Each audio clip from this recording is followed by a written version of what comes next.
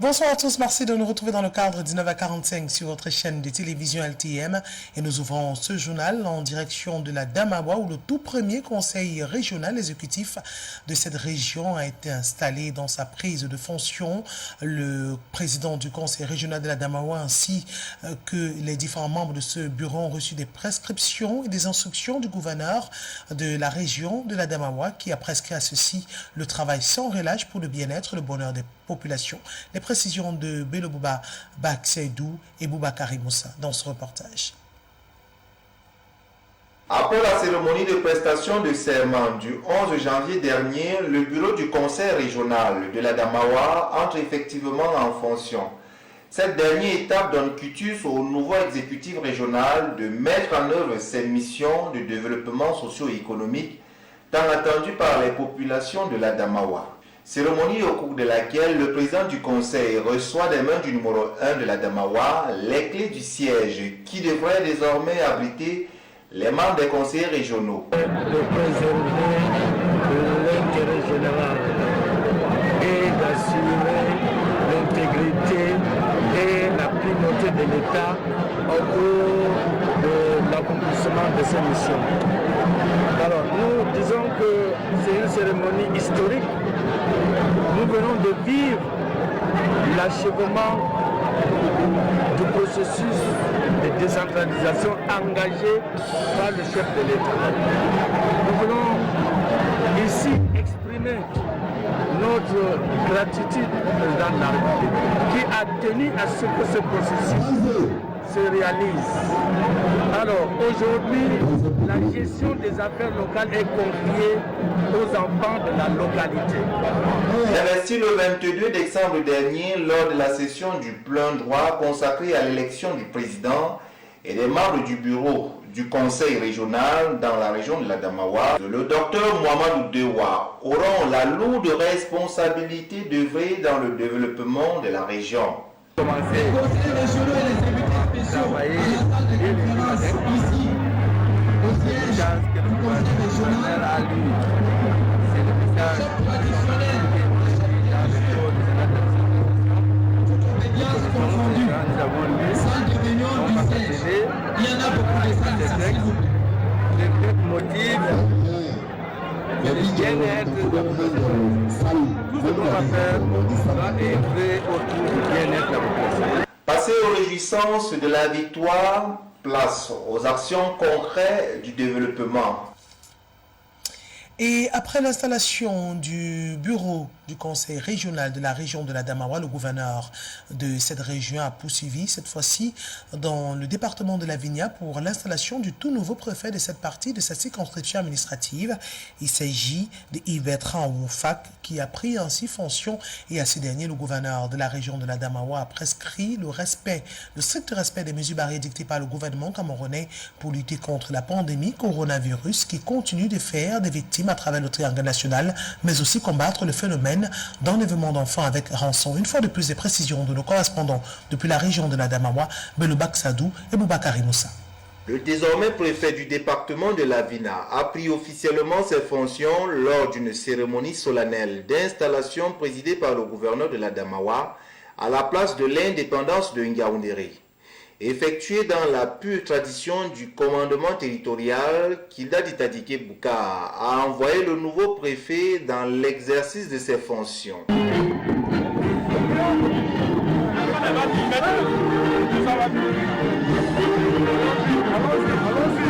Dans son discours d'installation, le gouverneur de la Damawa, emboîtant le pas au maire de la ville, a présenté une longue liste des défis qui attendent le promu. Suivez bien, monsieur le préfet. Il reste entendu que ces criminels et bandits des grands chemins bénéficient souvent des faveurs de certaines personnalités insoupçonnées, tapis dans l'ombre et qui nous côtoient tout le jour et qui organisent et financent les gammes d'enlèvement des personnes en se partageant les gains sales issus des paiements de rançon. Que ceux-là qui tuent et qui pillent leur propre frère soient bien convaincus que les forces de défense et la justice se trouveront toujours sur le chemin et seront châtiés sans pitié lorsque les masques tomberont. Le nouveau venu hérite d'un département qui jouit d'un calme relatif après les épisodes douloureux de la violence imposée par les preneurs d'otages. Il y a 2 ans, une bande de criminels avait transformé la Vina en un théâtre d'opération faisant régner le chaos. Je voudrais qu'à la suite d'un changement à la tête d'une unité administrative, de nouveaux responsables soient présentés à cette population afin que celle-ci reconnaisse pour établir ensemble des stratégies les meilleures tendant à relever les défis qui se posent dans leur localité. Le nouveau préfet connaît désormais les défis de son territoire de commandement dont les populations aspirent à la paix, à la sécurité et au développement. La mise en œuvre du gouvernemental du pays, la sécurisation de l'accompagnement vers les mercredis selon l'horizon 2000. Nous allons nous atteler faire cela et sur la population, département et département. La cérémonie de passation de commandement de ce jour clôt définitivement le bal de l'installation lancée le 4 janvier dernier à Tibati. Une installation qui a été perturbée par du rififi entre le gouverneur de la ville de la région de l'Adamawa et le maire de la ville de Ngaoundéré. Les 2 personnalités se sont échangées les mots lors de les différentes allocutions. Le propose le compte rendu de nos reporters Belo Baksedou et Boubakari Moussa dans ce reportage. Jour de l'installation du nouveau préfet de la Vina, la population venue assister à la cérémonie de passation de commandement entre le préfet sortant et le préfet entrant a eu droit à une guerre de mots entre le gouverneur et le maire de la ville. Dans son soir de bienvenue, Bobo Saliou a délibérément provoqué Kilda Ditadieke Boukar, gouverneur de l'Adamawa. Monsieur le préfet Fils Dikoso Semé a roulé sa bosse dans le département de la Vina. Au-delà du service, c'est toute une histoire d'amour qui nous lie à la population de ce département. En nous appelant à d'autres fonctions, cela permet naturellement d'espérer que le chef de l'État lui réserve très prochainement une nomination à une haute fonction de l'État qui justifie ses éminentes qualités. Et comme il n'y a jamais de 5 sans 6, M. Dikoso reviendra. Face à cette guerre froide, le numéro 1 de la région de l'Adamawa n'a pas hésité à riposter en ce terme. Il faut bien qu'on se comprenne, parce qu'on a l'art de dire ici, au Jipan, personne ne peut faire ensemble, c'est seule la constitution de l'État. C'est vrai? On a un tassiman, va être préfet ou gouverneur. Na an so kusa ba ta da yau gobe sai ko kana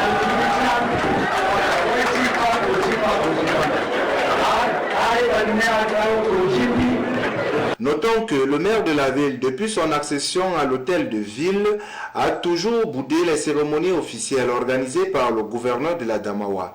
Il faut le dire, les 2 hommes ne s'apprécient guère et pour cause.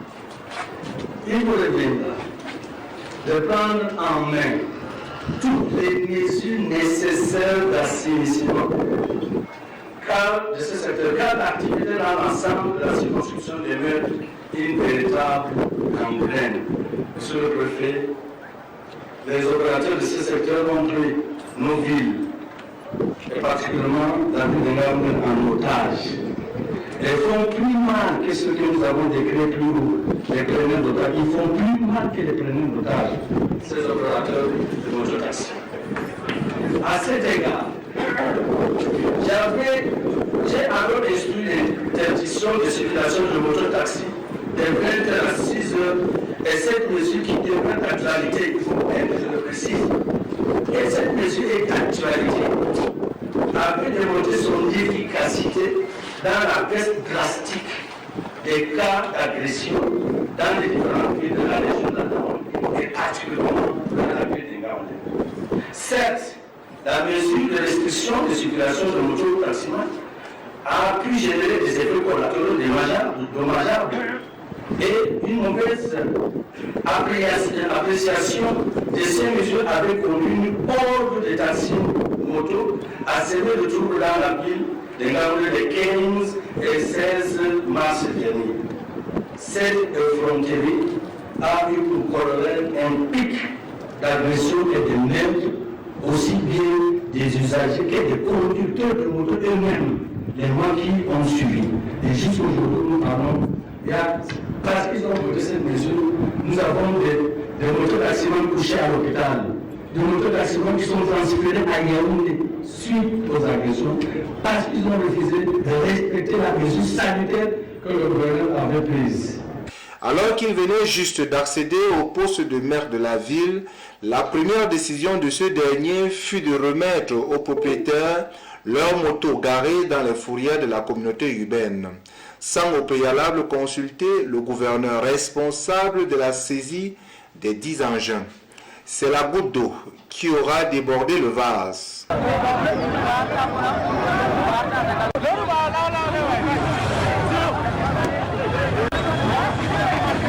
Depuis ce malheureux épisode, les deux hommes sont à couteau tiré.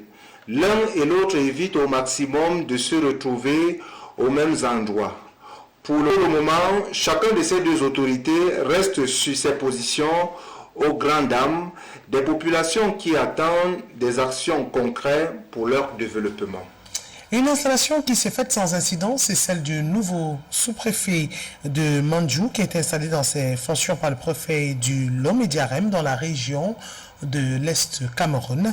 Et parmi les recommandations faites par M. Ambomo Hervé Marie, il y a la lutte contre le trafic des ossements humains dans cette partie du pays, justement la région de l'Est Cameroun, mais aussi l'épanouissement et le bien-être des populations. Les précisions de Jean Jamayena et Babis Lelem. Hervé Marie. Prenons le commandement. C'est désormais lui, le nouveau patron de l'arrondissement de Mandjou, dans le département du Lomé Diarème, région de l'Est Cameroun. Ambomo Hervé Marie, qui prend officiellement les commandes, a été chef de terre dans plusieurs circonscriptions administratives, dont celle d'Obala, dans la Léquier, avant sa nomination le 18 décembre 2020 par le chef de l'État comme le nouveau sous-préfet de l'arrondissement de Mandjou. Le maire de la commune de Mandjou a dressé la carte postale de cet arrondissement cosmopolite où vivent en harmonie les Bororo et les réfugiés centrafricains. Un arrondissement miné par certains fléaux tels que le trafic des ossements humains, la consommation de la drogue et le grand banditisme. En prononçant le discours d'installation, le préfet du Lomé Diarème a rappelé quelques missions cardinales au nouvel homme fort. La mission première de toute autorité administrative est de faire respecter les lois et les règlements et les consignes du gouvernement. Et cela ne varie pas d'une unité à l'autre. En revanche, le sous-préfet demande, selon les spécificités de son arrondissement, aura à tenir compte, n'est-ce pas, de diverses données. Et je leur prescris notamment de lutter contre le trafic des ossements humains et puis la consommation de stupéfiants. Pour le nouveau patron de Mandjou, la mission est certes difficile, mais pas du tout impossible et compte sur la collaboration des populations. Et je voudrais dire ici toute ma détermination de me montrer à la hauteur, n'est-ce pas, de cette confiance placée en moi. Je voudrais également dire que j'ai reçu beaucoup d'instructions, beaucoup de recommandations de M. le préfet qui m'a installé aujourd'hui. Et j'ai parmi ces recommandations celles qui sont prioritaires, notamment le respect, n'est-ce pas, des lois et de la réglementation, le maintien de l'ordre public qui sont, n'est-ce pas, une mission fondamentale. J'espère pouvoir compter sur la collaboration de toutes les forces vives de l'arrondissement de Mandjou, notamment les chefs de service, les chefs traditionnels, la population, tous les collaborateurs, les élites, n'est-ce pas, pour maintenir, n'est-ce pas, cette unité dans la paix et promouvoir son développement socio-économique. Amboumo Hervé Marie remplace à ce poste Samuel Menobo, qui aura passé 8 ans à la tête de l'arrondissement de Mandjou. Le nouveau sous-préfet est marié et père de 2 enfants.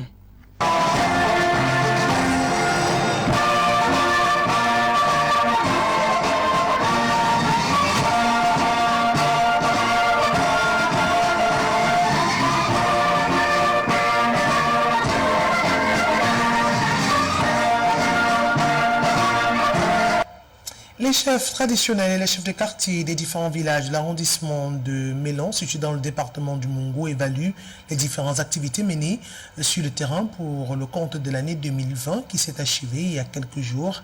Il était question durant une réunion d'évaluation de dresser le bilan de ces différentes actions menées sur le terrain, mais aussi faire des projections pour cette année 2021. Les précisions de Jean Gemayena et Château Vallon dans ce reportage. Raviver la flamme du vivre ensemble auprès des populations et savoir aborder les problèmes de la chefferie en se référant au décret du 15 juillet 1977 portant organisation des chefferies traditionnelles. Mission assignée aux gardiens des traditions de différents villages et quartiers de l'arrondissement de Mélan dans le département du Mongo au cours de cette rencontre trimestrielle. Le but de cette rencontre est celui de former nos chefs de village et de quartier pour qu'ils soient suffisamment outillés, mais également il est celui d'évaluer leurs activités. Ils doivent d'abord se réapproprier le cadre réglementaire qui est le décret du 15 juillet 1977 portant organisation des chefferies traditionnelles. Ce décret indique clairement que les chefs traditionnels, les chefs de quartier, les chefs de village sont des auxiliaires de l'administration. Ils doivent donc véritablement jouer leur rôle de courroie de transmission entre l'administration et les populations.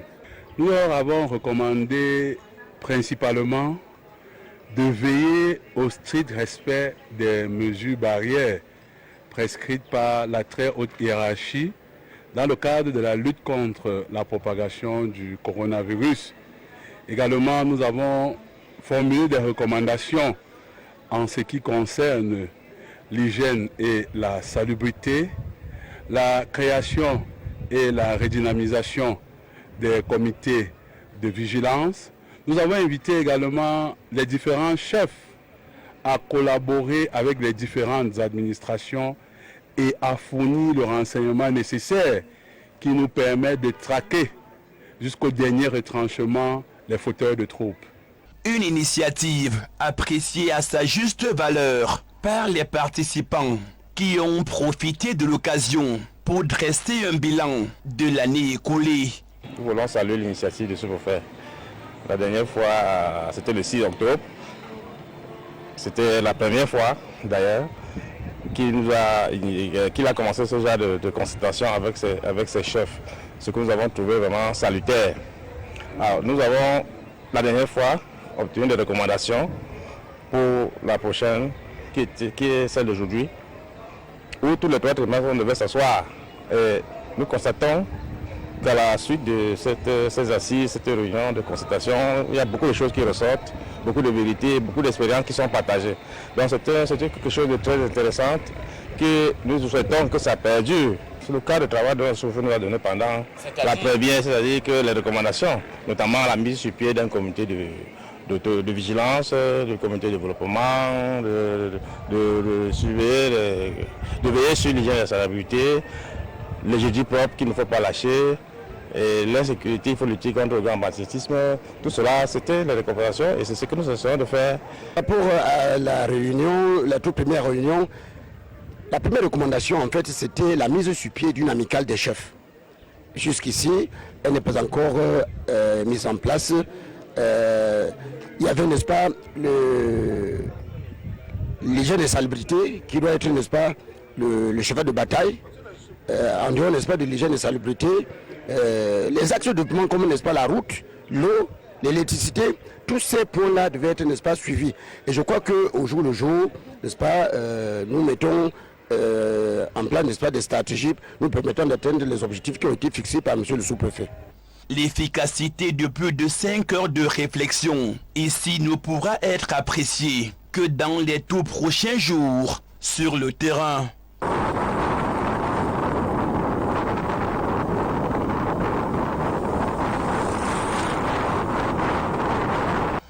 Le football camerounais porte encore le deuil. Emmanuel Loga n'est plus le président de la Ligue régionale de football. S'en est allé aux premières heures de ce dimanche à l'hôpital Akintini de Douala de suite de maladie. Beaucoup d'éléments à retenir de cet homme qui a marqué le football, une époque bien arrosée lors de la Dynamo Club de Douala. Les précisions et les éléments de repos dans ce reportage de Zobel Apodeniembo.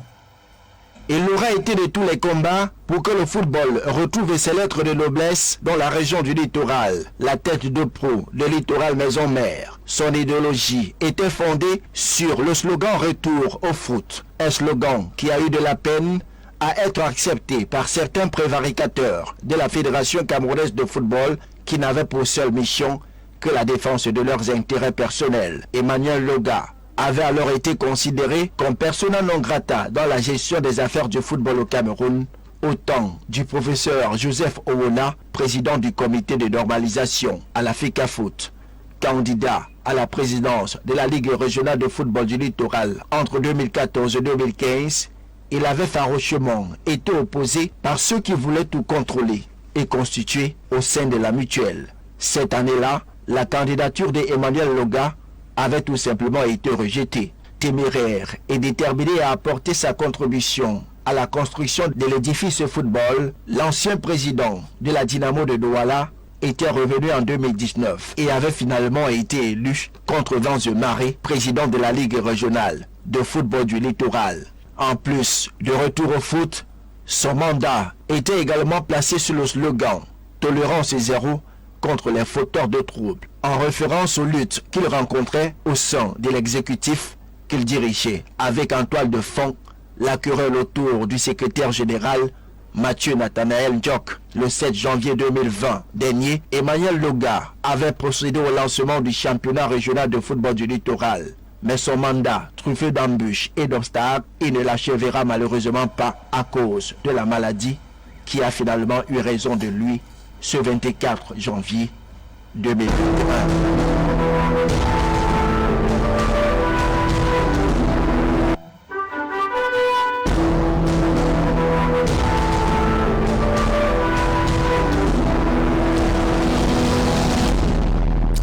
Et nous sommes rendus à la 14e minute du match qui oppose le Cameroun à la sélection du Burkina Faso dans le cadre du championnat d'Afrique des Nations, le CHAN, 6e édition, un match comptant pour la 3e journée et qualificatif pour les Lions à prime. Une qualification pour les quarts de finale, nous y reviendrons dans nos prochaines éditions d'information. Et sans transition à l'international, un nouveau confinement se précise en France avec une nouvelle variante du virus Covid-19. Les précisions de France 24. Circulation intense du virus, plus de 18 000 cas par jour en moyenne. L'émergence de variants menaçants, une situation tendue mais pas encore de reconfinement, contrairement à l'Allemagne ou la Grande-Bretagne. Car le gouvernement table sur le couvre-feu à 18h, instauré partout depuis le 15 janvier. On saura la semaine prochaine si grâce à lui le virus circule moins. Sinon, Olivier Véran l'affirme ce matin.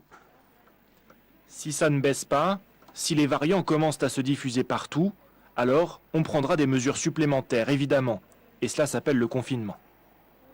Une stratégie pertinente, selon cet infectiologue. Il n'est pas exclu que la stratégie actuelle, elle fonctionne. Et si la stratégie actuelle, elle fonctionne, je crois qu'à la fois économiquement, sociétalement, psychologiquement, les Français préfèrent un couvre-feu à un confinement généralisé. Et si reconfinement il y a, aucun scénario précis n'est encore arrêté.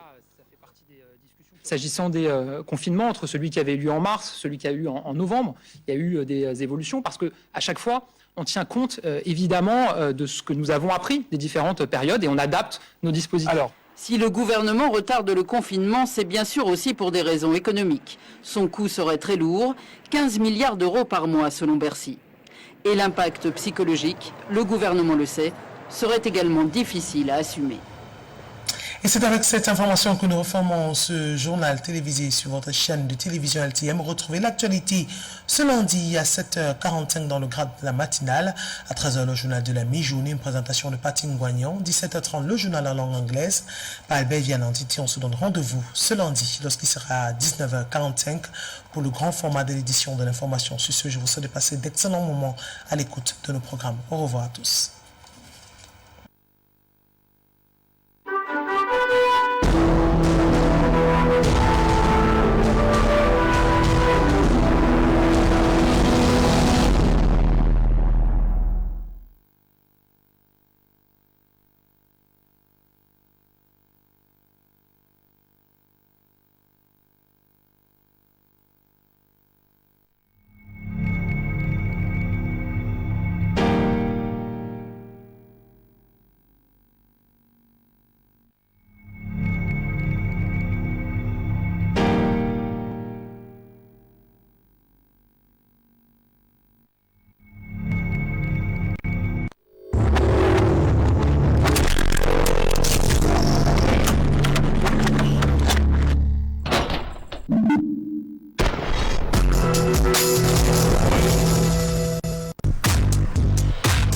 Destination Prestige, cabaret, discothèque La Clé, l'endroit idéal pour vos apéros et vos moments de détente à Douala. Sécurité garantie, parking spacieux et VIP, réception, service et de qualité, avec une équipe dynamique dans le strict respect des mesures barrières. Cabaret, discothèque La Clé, The Place to Be. C'est 80% de musique camerounaise en live avec l'orchestre de Ben Couvert Musique, dirigé par le maestro Ben Martelly. Cabaret, discothèque La Clé, c'est une vedette de la musique africaine tous les premiers vendredis du mois et des lieux offerts. Parapluie, téléphone portable, fidèle consommateur tous les vendredis. Cabaret, discothèque La Clé, cocktail, grillade, dancefloor incomparable. Situé à Aqua Douala, derrière le glacier moderne en face le Fouquet. Contact 699 85 40 07 656 56 50 51. Cabaret, discothèque La Clé, la clé du bonheur.